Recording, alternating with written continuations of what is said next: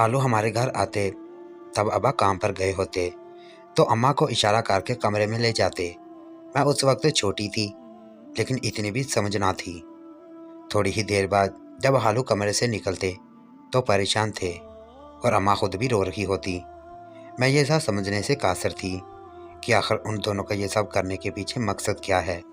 खालू आखिर अम्मा को क्यों इशारा करते हैं, मैं सोचकर परेशान हो चुकी थी, लेकिन मुझे कुछ समझ ना आ रहा था।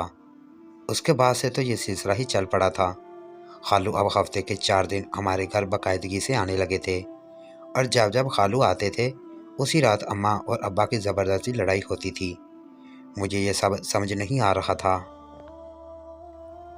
लेकिन एक रोज़ जो बैठकर मैंने हर चीज़ पर गौर किया तो जो बात मेरी समझ में आई थी, मेरे सर पर आसमान टूट पड़ा था।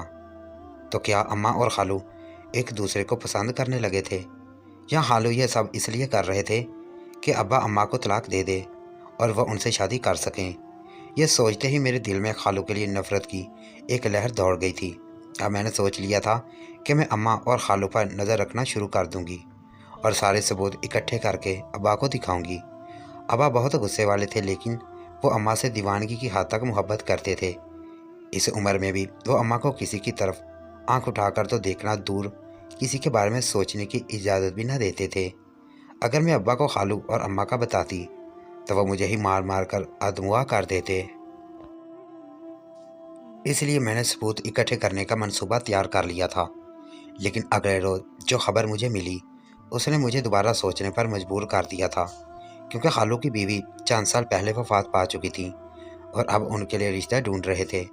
और अब जबकि खालू का रिश्ता तय हो चुका था और खालू को देखकर लग रहा था कि वो भी इस रिश्ते से खुश हैं, लेकिन सोचने वाली बात यह थी कि अगर खालू को शादी किसी और से करनी थी तो वो अम्मा को इशारे करते हुए कमरे में क्यों ले जाते थे। दिन ब दिन अम्मा और अब्बा के झगड़े बढ़ते ही जा रहे थे। घर में हर वक्त उनकी वजह से मनहूसियत फैलने लगी। अब्बा तो क्यों अम्मा से ज़रा ज़रा सी बात पर झगड़ा करता है। अगर ऐसे ही रहा तो अम्मा तुझे भूलकर किसी और में दिलचस्पी लेने लग जाएंगी। मैंने अब्बा के पास बैठकर उनको कहा था, लेकिन मेरी बात सुनते ही अब्बा के चेहरे का रंग फक हुआ था। अब मैं अम्मा और अब्बा दोनों को समझाती थी, लेकिन दोनों ही मेरी बात पर गौर नहीं करते थे। अब्बा मेरी कोई भी बात सुनने को तैयार ना थे, तो ऐसे में वो कैसे मेरी खालू वाली बात का यकीन कर लेते। अम्मा ने तो मुझे कमरे में ही बंद कर देना था। मैंने दोबारा से अम्मा और खालू पर नज़र रखना शुरू कर दी थी। खालू रोज़ उसी वक्त आते थे जिस वक्त अब्बा काम पर होते। मैंने सोच लिया था अब खालू का राज खोल कर ही रहूँगी। हो सकता है कि खालू ऐन शादी वाले दिन ही अम्मा से शादी का मुतालबा कर दें, लेकिन वो शादी कर नहीं सकती थी, क्योंकि मेरी अम्मा अब तक अब्बा के निकाह में थी। इससे पहले कि अब्बा अम्मा को छोड़ता, मुझे सच जानना था। अगले रोज़ जब खालू अम्मा को इशारा कर रहे थे तो मैं उसे घूर घूर कर देखने लगी। मेरी तवज्जो खुद पर महसूस करते खालू फीका सा मुस्कुरा पड़े, लेकिन मैंने अपने चेहरे के तासरात ना बदले थे। मैं खालू को शोला बार नज़रों से घूर रही थी। एक पल के लिए तो मेरी आंखों में अपने लिए ऐसा तासरा देखकर खालू बौखला गए थे और उस दिन कमरे में जाने की बजाय जल्दी से घर चले गए थे। मैंने शुक्र किया था खालू से जान छूटी थी, लेकिन ये मेरी खाम ख्याली ही थी। अब जो आगे होने वाला था वो तो मैंने कभी ख्वाब में भी ना सोचा था। सारी रात अम्मा और अब्बा के झगड़े होते रहे। बालाखिर अब्बा ही रात 11 बजे कमरे से निकलकर स्टोर रूम में चले गए, और उसके निकलते ही अम्मा ने अपने कमरे का दरवाज़ा लॉक कर लिया। अब्बा को यूं स्टोर रूम में बंद देखकर पता नहीं क्यों मुझे खौल से उठ रहे थे। मैंने जाकर बहुत ज़ोर दरवाज़ा पीटा, लेकिन अब्बा अपनी ज़िद के पक्के थे। उसने दरवाज़ा ना खोला। वैसे भी काफ़ी दिनों से अब्बा को नफ्सियात का मसला शुरू हो चुका था। डॉक्टर ने उसकी वजह ज़्यादा सोचना और परेशानी लेना बताई थी। अब्बा दवाई खाते तो उसकी तबीयत बेहतर रहती। मैं इसीलिए परेशान हो चुकी थी, लेकिन आधा घंटा गुजर जाने पर अब्बा ने दरवाज़ा ना खोला तो मैं चिल्लाकर अब्बा को दरवाज़ा खोलने पर उकसाने लगी थी। अब्बा तुझे मेरी कसम है, दरवाज़ा खोल दे।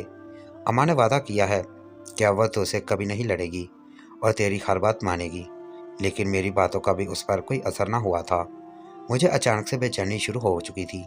मैंने जल्दी से दुपट्टा सर पर लिया और बाहर जाकर अपने पड़ोस वाले अंकल को बुला लाई। उसने अपने बेटे से कहकर दरवाजे पर ज़ोरदार 4 से 5 ज़रबे लगाईं। तो दरवाज़ा खुल गया, लेकिन मेरी किस्मत मेरे अब्बा की आंखें हमेशा के लिए बंद हो चुकी थी। अब्बा ने अम्मा और खालों की वजह से ज़हनी अजियत सहते हुए खुदकुशी कर ली थी। मैं अब्बा की बेजान जिस्म से लेटकर रोती रही, लेकिन वही जहां से जा चुके थे। वो जहां गए थे इस जहां से वापसी मुमकिन ना थी। अब्बा की तदफीन हुई कैसे हुई, मुझे कुछ खबर ना हुई थी। मुझे गहरा सदमा लगा था, लेकिन अब्बा की मौत के 2 दिन बाद से ही खालू का एक बार फिर से हमारे घर आना जाना शुरू हो चुका था। सब लोग अब्बा की तबीयत से वाकिफ़ थे, इसलिए किसी ने अब्बा की मौत को अजीब न जाना था। लेकिन मैं इसी घर में रहती थी और मैं सच से वाकिफ़ थी। मेरे अब्बा को खुदकुशी करने पर मजबूर किया गया था। वो कोई और नहीं बल्कि मेरी सगी माँ थी, जिसके साथ इस साजिश में खालू भी शामिल थे। पहले तो मुझे सिर्फ खालू से नफ़रत महसूस हुई थी, लेकिन अब मुझे अम्मा का चेहरा देखने का भी दिल ना करता था। मैं दिन ब दिन अम्मा से दूर होती जा रही थी। अम्मा मुझे लाख बुलाती, मेरी पसंदीदा चीज़ें लेकर आती, मैं उसके पास बैठना भी गवारा नहीं करती थी। और वजह वही थी कि वह दोनों मेरे अब्बा के कातिल थे। अम्मा और खालू की इशारेबाजी एक बार फिर शुरू हो चुकी थी, और इस जुमे खालू का निकाह था। मुझे ये सब एक ड्रामा ही लग रहा था, लेकिन जब जुमा को वाकई खालू का निकाह किसी शहनाज नामी औरत से हुआ, तो मुझे पर खैरतों के पहाड़ टूट पड़े थे। अम्मा और खालू अगर एक दूसरे को पसंद करते थे तो अब तो उनका रास्ता साफ था। फिर क्यों खालू ने किसी और से निकाह कर लिया था? क्या वो सब मेरे दिमाग का फतूर था? मैं अब तक अपनी माँ को गलत समझती रही। मुझे अपनी सोच पर शर्मिंदगी हुई थी। अगर अम्मा और खालू के बीच कुछ होता तो अब तक वह दोनों निकाह कर चुके होते।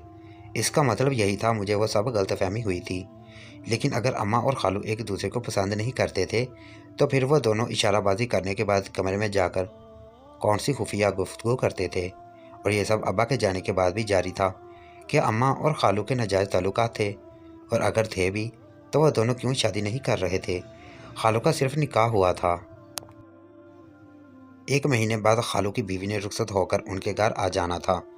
अगले रोज़ खालू फिर से हमारे घर आ गए थे। मैं जो बावर्ची खाने में खड़ी थी फ़ौरन से बाहर आ गई थी। अरे खालू, 1 महीने बाद तो आपकी बीवी आने वाली है और आप यहाँ वहाँ घूमते फिर रहे हैं। आपको चाहिए जाकर कुछ खरीदारी वगैरह करें। मैंने चेहरे पर मसनूई मुस्कुराहट से जाकर खालू को कहा था, जो अम्मा कुछ खामोश हो गई। मेरी तरफ देखने लगी। मैंने भी खालू नज़रें नहीं चुराई थी। खोट उनके दिल में था तो नज़रें मैं क्यों चुराती? अरे मैं तो यहाँ तुम सब के लिए आता हूँ। बहुत बुरा हुआ भाई साहब के साथ। उनको ऐसे हिम्मत नहीं हारनी चाहिए थी। उनको तुम्हारे बारे में भी सोचना चाहिए था। पता नहीं भाई ने इंतहाई कदम क्यों उठाया। वह चेहरे पर अफसरदगी दिखाते हुए अफसोस करने लगे थे। थोड़ी देर बातें करने के बाद वो अम्मा के कमरे की तरफ जाने लगे, तो मैं बेसाख्ता बोल उठी थी, खालू आप तो मुझसे मिलने आए थे ना, तो अम्मा के कमरे की तरफ क्यों जा रहे हैं? वह इस वक्त आराम कर रही हैं। हमारी ज़िंदगी में एक तूफ़ान लाकर आपको सुकून नहीं आया, जो आप निकाह करने के बावजूद भी यहाँ पर आ गए हैं? मेरी बातें सुनकर खालू जाते कदम रुक गए। उसने आंखों पर तहरीर समेट कर मेरी तरफ देखा था। इसके चेहरे का एक रंग आ रहा था, एक रंग जा रहा था। या बोले,